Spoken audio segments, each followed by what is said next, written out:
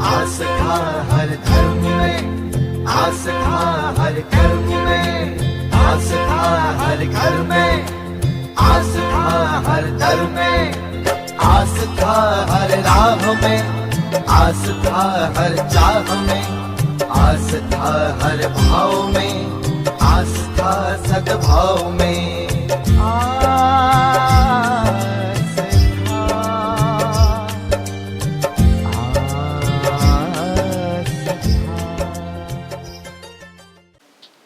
नमस्कार, आप सभी का स्वागत है आस्था न्यूज में। मैं हूं अक्षता भगत। आज हमारे साथ विप्र जगत पत्रिका के संपादक विजय अडचवाल जी हैं, जिनसे हम चातुर्मास के महत्व, व्रत और पूजन के बारे में जानकारी प्राप्त करेंगे। तो आइए जानते हैं चातुर्मास के बारे में। नमस्कार। नमस्कार। आपका बहुत बहुत स्वागत है हमारे स्टूडियो में। आज आप हमारे दर्शकों को चातुर्मास के महत्व और उनके पूजन अर्चन और व्रत के बारे में बताइएगा। तो चातुर्मास का महत्व क्या है? देखो अक्षता, चातुर्मास जो है अनादिकाल से चला आ रहा है। ये 3 ऋतुओं में एक वर्षा ऋतु है। वर्षा ऋतु के दौरान पहले क्या है, इतना साधनों का अभाव था, तो बारिश के दिनों में नदी नाले पूर वगैरह आते थे। तो धर्म का प्रचार प्रसार करने के लिए जो साधु संत महात्मा पूरे देश भर में देशाटन करते थे, तो उस दौरान वो बारिश में कहीं भी एक जगह रुकना उनको, तो वो कहीं कोई सी अपने किसी शहर गांव या कहीं किसी देवस्थान में रुक जाते हैं और आसपास के 4-5 गांव के मिलकर के जितनी जनता है उनको अपना धर्मोपदेश देते हैं। तो चातुर्मास आषाढ़ शुक्ल एकादशी 10 जुलाई से कार्तिक शुक्ल एकादशी 4 नवंबर तक है। चातुर्मास बारिश के मौसम में ही क्यों मनाया जाता है?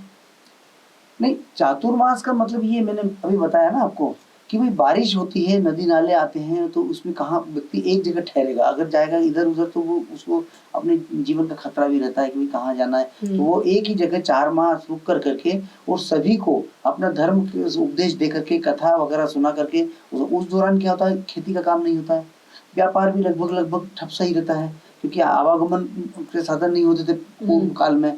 अभी तो खैर बहुत काफी कुछ सब कुछ बन गया है, पुल वगैरह वगैरह ये बन गए। वर्षा बीच में आने की वजह से, वर्षा के कारण से ये होता है। और इसी दौरान क्या होता है कि धर्म के अनेक जो आते हैं, जैसे आप इस शुरुआती चातुर्मास में गुरु पूर्णिमा आ गई। गुरु के पूजन से ही जो शुरू होता है, भगवान शयन करते हैं, बाद में फिर गुरु पूर्णिमा होती है। गुरु पूर्णिमा गुरु पूजन से लेकर शुरू हुआ। सावन के पूरे महीने में भगवान शिव की आराधना होती है, उनका अभिषेक वगैरह और ये हुआ। उसके बाद में भगवान श्री कृष्ण का जन्म होता है। भगवान कृष्ण के उसी में फिर 52 भगवान का जन्म है, और गणपति का भी जन्म अवतार होता है उस समय।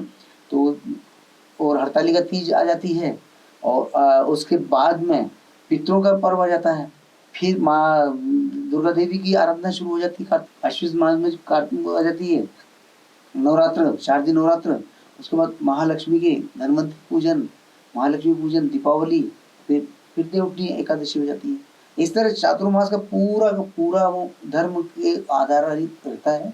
और उसी दौरान ये सब को मतलब अपने ज्ञान से, मतलब ज्ञान का प्रचार प्रसार ये करते हैं, धर्म का प्रचार प्रसार करते हैं। चातुर्मास में व्रत और पूजन का क्या महत्व है? चातुर्मास मैंने बताया ना, चातुर्मास में ये ठीक क्या करेंगे, कोई काम ही नहीं है। अच्छा। खेती का कोई काम नहीं है, व्यापार का कोई काम नहीं है, इस कारण से वो महीने धर्म का उपदेश प्राप्त करेंगे और उधर पूजन पाठ करेंगे। चातुर्मास में कौन से देवी देवता का विशेष रूप से जाप किया जाता है? देखिए, चातुर्मास में या तो आपके जो इष्ट देव हैं उनका, या पुरुष सूक्त, श्री सूक्त और विष्णु सूक्त के रूप का मतलब पाठ किया जाए, तो ताकि ज्यादा से ज्यादा लाभ मिले। इसमें रामायण का भी पारायण होता है और सप्ताहजी भी बैठी जाती है जिसको कहते हैं। और इसमें एक बहुत बड़ी बात है बेटा कि ये जो वातावरण बारिश का जो होता है, उसमें जलवायु इतना होता है कि कई कीड़े मकोड़े ऐसे कुछ होते हैं, उनसे उनके छुटकारा पाने के लिए भगवान विष्णु का विष्णु सूक्त के हर आहूत में चावल और तिल के एक प्रतिदिन हवन अगर किया जाए, तो उससे उगती हुई जो होती है वातावरण को शुद्ध करती है ऊर्जा, तो वो पूरी मतलब वो वातावरण को शुद्ध करती है। और उस घर में जितनी दूर है, उस घर में लगभग 1 किलोमीटर दूर तक कोई भी रोगी नहीं आता। नकारात्मक रोगाणु कीटाणु सारे नष्ट हो जाते हैं उससे। और तिल और चावल की आहुति दी जाती है। मतलब पूरी नकारात्मक ऊर्जा जितनी भी रहती है वो हवन हाँ, पूजन से दूर होती उससे हवन है। पूजन से नष्ट हो जाती है। ये चातुर्मास में किस प्रकार का खान पान होना चाहिए? देखो, इसमें कंदमूल, बैंगन और ये नमक छोड़ना है। किसी को अगर छोड़ना है तो ज्यादा नमक छोड़, कोई भी वस्तु अगर प्रण कर लेते 4 मास मतलब मैं ये चीज नहीं खाऊंगा, तो कंदमूल का जमी कंद जो होते हैं वो थोड़ा नुकसान करते हैं। उसी दौरान कुछ ऐसे कंद होते हैं जो बारिश के दिनों में मतलब उग जाते हैं, जैसे ये प्याज है, लहसुन है, ये मतलब इसमें कुछ स्फुरन हो जाता है। स्फुरन बीजारोपण जो होता है ना, तो स्फुरन टाइप हो जाता है, तो वो नुकसान करते हैं शरीर को, इसलिए इनका त्याज्य किया गया है। तो बैंगन है, कंदमूल है, वो आलू है, तो इनका मतलब परित्याग किया जाता है। हाँ, जो जमीन में उगे जाते हैं। जमीन में भी उगे जाते हैं कंदमूल वगैरह, तो इनका भी त्याग किया जाता है। इस दौरान क्या है, एक पराया अन्न नहीं खाना चाहिए। दही और चावल किसी ने दिया तो वो भी नहीं खाना चाहिए। मतलब इसमें काफी कुछ ऐसे नियम है, व्रत नियम है कि तब 4 माह तक अगर अपन एक एक्चुअली का ये वातावरण जो होता है, बारिश का मौसम होता है और इसमें अनेक रोग उत्पन्न होते हैं। हाँ। उन रोग को रोकने के लिए हमें अपने सात्विक वातावरण रखना चाहिए। इसमें ब्रह्मचर्य का पालन अनिवार्य है। तभी जो भी दाम्पत्य जीवन जितना है वो उसमें रहे, और जो भी जब तब करते रहें तो उस हिसाब से मतलब वो अपना ब्रह्मचर्य का पालन और सात्विक भोजन, शाकाहार बना रहे, मतलब मांसाहार से बिल्कुल दूर रहे, नहीं तो अनेक रोग उससे शरीर ग्रसित कर लेंगे। इसलिए शाकाहारी 4 माह तक शाकाहारी होना बहुत जरूरी है और बहुत सात्विकता से खाएं। और इसमें एक व्रत की और बात है कि प्रतिदिन नक्षत्रों का दर्शन करके भोजन करने का पुराणों में कहा गया है। अब इसे नक्षत्र तो होंगे, रात को दिखेंगे, तो आप दिन भर भूखे रह करके नक्षत्र का दर्शन करने के बाद रात्रि भोजन करें एक बार। कई लोग क्या करते हैं कि जो अपने आप को 1 दिन का अंतराल से भोजन करते हैं, कोई 2 दिन का अंतराल से भोजन करते हैं, कोई 3 दिन का अंतराल से भोजन करते हैं। इसमें तपस्या करते हैं, तप करते हैं, मतलब एक जगह बैठकर साधु संत कहीं ठहरते हैं तो वो एक जगह बैठकर वो अपनी तपस्या करते हैं उस दौरान। तो उससे क्या अपने शरीर को वो है अनेक ऊर्जा मिलती है और रोग मुक्त होता है। इसमें एक और चीज बता दूं आपको, इसमें एक और चीज है कि शालिग्राम पूजन का बहुत अत्यधिक महत्व है। शालिग्राम जी पूजन का बहुत ज्यादा महत्व इसका बताया गया। आप शालिग्राम जी के बारे में कुछ बताइए। शालिग्राम जो है गंडकी नदी से उत्पन्न होते हैं, भगवान विष्णु का ही स्वरूप है ये। और एक जो है गोमती चक्र है जो द्वारका में होते हैं, तो 2 ही प्रकार के। और ये जो गोमती गंडकी नदी से जो शालिग्राम निकलते हैं वो 22 प्रकार के होते हैं, अलग अलग भिन्न भिन्न प्रकार के शालिग्राम। और उन्हीं की पूजन करने से ही मतलब ज़्यादा उनको तुलसी होना जरूरी है। और जिस घर में शालिग्राम, शंख और तुलसी होती है उस घर में रोग कभी नहीं होता है और मन प्रसन्न रहता है और लक्ष्मी विराजती है। एक और चीज है कि चातुर्मास में बट और पलाश के पत्तों पर ही भोजन करना चाहिए। किसी भी व्यक्ति को, मनुष्य को, तांबे के पात्र में भोजन कभी नहीं करना चाहिए, क्योंकि तांबा जो है धातु वो बमनकारी होती है, उल्टी होती है उससे, मतलब कुछ खाने का मतलब वो, इसलिए तांबा बिल्कुल निषेध माना गया है। और इसमें और वैसे सभी धातुओं को बताया गया किसी धातु में नहीं किया जाए, सिर्फ सोना चांदी की उसमें। तो बाकी ये अगर नहीं है तो पलाश के पत्ते या बट के पत्तों पर ही भोजन किया जाए तो स्वास्थ्य के लिए।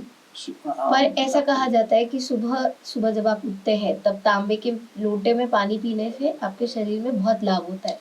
तो इस मौसम में मैंने बोला बारिश के मौसम में सिर्फ भोजन का बोला है, पानी तो आपको पीना ही है। नहीं, तांबे के लोटे का पानी पीना है। वो क्या है कि भोजन के लिए नहीं है, भोजन वो बमनकारी माना गया है। चातुर्मास लगभग 120 दिन का होता है। तो जो लोग बाहर रहते हैं या जो व्यापारी लोग रहते हैं जो इस 120 दिन में लगभग पूजा अर्चना नहीं कर पाते और वो इन सब चीजों से वंचित रह पाते, तो वो ऐसा क्या करे कि वो चातुर्मास में भगवान की पूजा अर्चना भी कर सके और ये कठिन व्रत और पूजन अर्चन कर सके। देखो, हर चीज का विकल्प है। 4 महीने बहुत लंबा होता है, तो व्यक्ति अगर असहाय काम व्रत और नियम का पालन करने में, तो वह सिर्फ 1 माह कार्तिक माह में ही अपने इस सारे नियमों का पालन कर ले तो उसे वही चातुर्मास व्रत का फल मिल जाएगा। जैसे शारीरिक क्रिया अगर मान लो है तो वो पूरा सिर्फ कार्तिक महीने में ही वो सारे जो जमीकंद है ये त्याग दिया, या जो व्रत का नियम करना है वो कर दिया, उसी कार्तिक महीने में अगर उसने पालन कर लिया 120 दिन या और अधिक मास भी आता तो उसमें ज़्यादा दिन भी हो रहता है, तो उसमें अगर वो पालन नहीं कर पाया तो कार्तिक के महीने में पूरे पालन अगर कर लिए पूरे 4 महीने का उसमें पूरा तामसिक भोजन का त्याग करना, सारा तामसिक भोजन का त्याग करना है, जमीकंद का है, मूली है, ये जो जमीकंद है, बैंगन है, इनका त्याग अगर कर दिया, उन्होंने शाकाहारी रहे, ब्रह्मचर्य का पालन किया, तो वो सिर्फ कार्तिक के महीने में अगर कर लेगा वो सारे काम मतलब पूरा फल मिलेगा उसके चातुर्मास व्रत का। चातुर्मास में कौन सा हवन और पूजन करने से घर में शुद्धिकरण होता है और रोग मुक्त होता है और प्रसन्नता आती है? चातुर्मास को ही नहीं, पूरे वर्ष भर अगर आप देशी गाय के दूध से बने घी और देशी गाय के गोबर कंडे पर अगर आहुति दी जाती है 5 बार, 5 आपने ओम नमो भगवते वासुदेवाय के नाम लेकर के वो 5 बार अगर बने हुए भोजन के और घी से मिला हुआ आहुति दी, 10 ग्राम घी की अगर रोज आहुति होगी तो उसमें एक बार में 2 टन ऑक्सीजन उस घर में उत्पन्न होगी। तो 2 टन ऑक्सीजन जब वो जिस घर में अगर उत्पन्न होती है सुबह, तो पूरे घर का वातावरण में कोई भी व्यक्ति जितने भी रहने वाले हैं घर वाले कोई भी बीमार नहीं होगा, सारे रोग मुक्त रहेंगे।